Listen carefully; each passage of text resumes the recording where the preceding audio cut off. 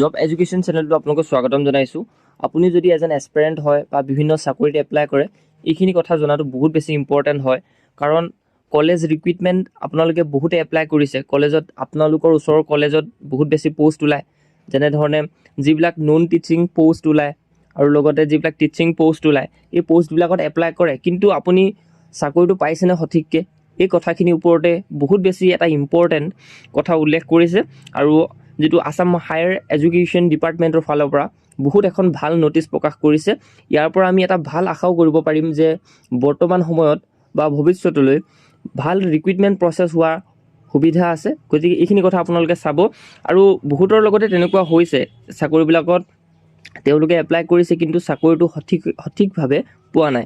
এতিয়া 25 তাৰিখৰ দিনাখন এখন নটিচ পাছ হৈছিলে, Dispur অৰ্ডাৰ্ছ colleges to stop hiring contractual teachers, non-teaching staff against unsanctioned post। অৰ্থাৎ এখন অৰ্ডাৰ পাছ হৈছিলে, যিখন অৰ্ডাৰত উল্লেখ কৰিছিলে যে কলেজত যিবিলাক কণ্ট্ৰেকচুৱেল টিচাৰ বা নন টিচিং মানে থাৰ্ড গ্ৰেডৰ পষ্ট ওলায়, এই পষ্টবিলাক আনচেংচন পষ্টবিলাক অৰ্থাৎ বন্ধ কৰিব গৈছে আৰু হায়াৰিং কৰিব পৰা নাই।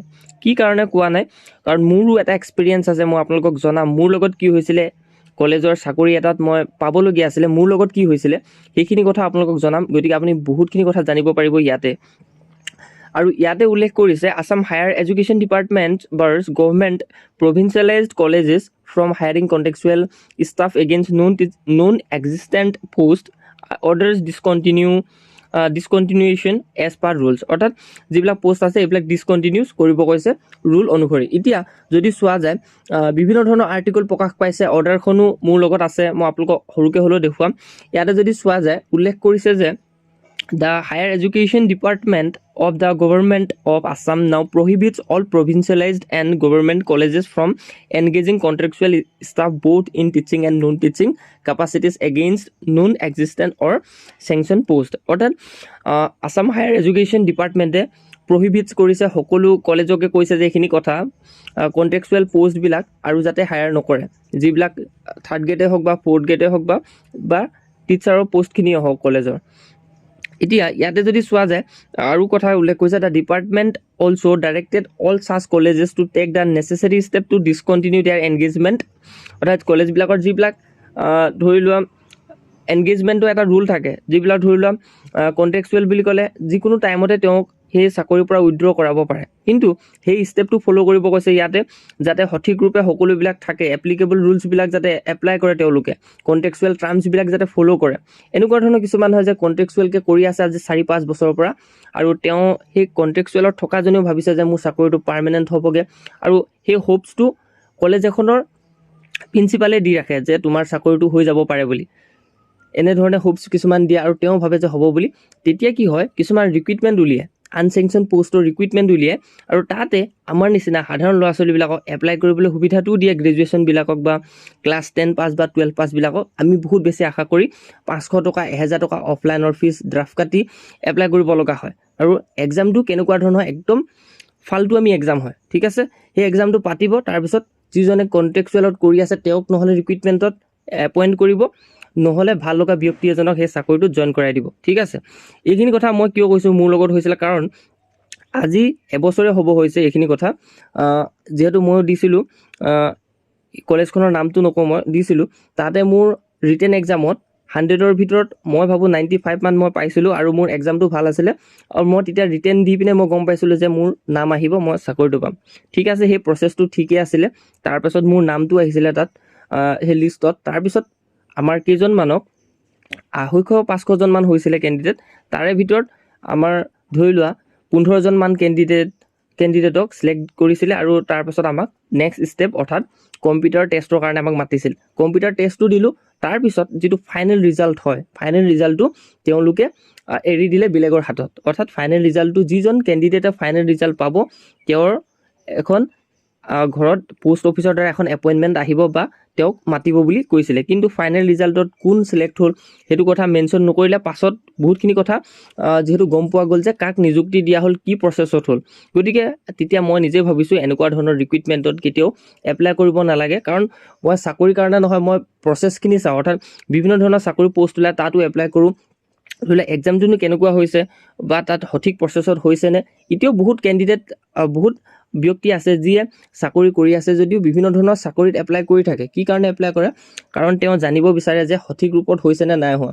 আছাম ডাইৰেক্ট ৰিক্ৰুইটমেণ্টতো বিভিন্ন ধৰণৰ চাকৰি কৰা ব্যক্তিও দিছে আৰু তেওঁলোকে পাছ কৰিব নে নকৰে সেইটোতো তেওঁ জানিব, কাৰণ তেওঁ বহুতখিনি এক্সপিৰিয়েঞ্চ আছে আৰু ৰিটেনটো দিয়ে জানিব যে চাকৰিটো সঠিক ৰূপত গৈছে নে নাই, জব প্ৰচেছবিলাক সেইখিনি জানিবৰ কাৰণেও কিন্তু আমাৰ অসমত বিভিন্ন মানুহে এনেই পৰীক্ষাত বহি দিয়ে সঠিক হৈছে নে সেইটো চাবৰ কাৰণে। গতিকে তেনেকুৱা ধৰণৰ কথা হয়। আৰু মোৰ যিটো এক্সপিৰিয়েঞ্চ আছিলে মই নিজে ক'ম এইবিলাক সঠিক হোৱা নাই। যিবিলাক কলেজৰ ৰিক্ৰুইটমেণ্টবিলাক তাৰে ভিতৰত 100খন কলেজৰ ভিতৰত মই ধৰিলোঁ 2-3খন কলেজে সঠিক ৰূপত দিব পাৰে। ঠিক আছে, প্ৰত্যেকক দুখাটো ভুল হ'ব, কিন্তু কলেজৰ যিবিলাক ৰিক্ৰুইটমেণ্ট প্ৰচেছ হয় এই প্ৰচেছখিনি লৈ বহুতেই বিৰক্তি অনুভৱ কৰে। ঠিক আছে, আৰু ইয়াতে যদি চোৱা যায় এইখিনি নটিফিকেশ্যনখনত বহুত বেছি ভাল কথাই উল্লেখ কৰিছে, কাৰণ আমি আৰু এটা আশা কৰিব পাৰোঁ যে আমাৰ যদি এই প্ৰচেছটো যদি ঠিক কৰিবলৈ হয় কলেজৰ ৰিক্ৰুইটমেণ্টবিলাক, তেতিয়া এটা ভাল ৰিক্ৰুইটমেণ্ট বডি উলিয়াব লাগে। ধৰি লওক এতিয়া আছাম ডাইৰেক্ট ৰিক্ৰুইটমেণ্টে আহিছে, আছাম ডাইৰেক্ট ৰিক্ৰুইটমেণ্টত এনেকুৱা ধৰণৰ পষ্টবিলাক কিয় জুনিয়ৰ এছিষ্টেণ্ট বা লাইব্ৰেৰী এছিষ্টেণ্ট এইবিলাক পষ্ট কিয় সংযুক্ত কৰা নাই, সেই কথাটো কিন্তু বহুত ভাবিব লগা কথা। যদি সংযুক্ত নকৰে তাত, তেতিয়া তেওঁলোকৰ ফালৰ পৰা কলেজৰ পৰা এটা সঠিক ৰিক্ৰুইটমেণ্ট বডি উলিয়াব লাগে যাতে প্ৰচেছটো ঠিকে থাকে হয়। আৰু ইয়াতে বিভিন্ন ধৰণৰ কেণ্ডিডেটে চাইছে যিয়ে হয় পাছ কৰিছে কিন্তু চাকৰিটো পোৱাগৈ নাই, তেওঁলোকে কমেণ্ট কৰিব, বহুতখিনি কথা ইয়াতে উল্লেখ কৰিছে। আৰু এটা ভাল নিউজো আছে যাতে ইয়াৰ পৰা এটা ভাল আশাও কৰিব পৰা যাব ভৱিষ্যতলৈ।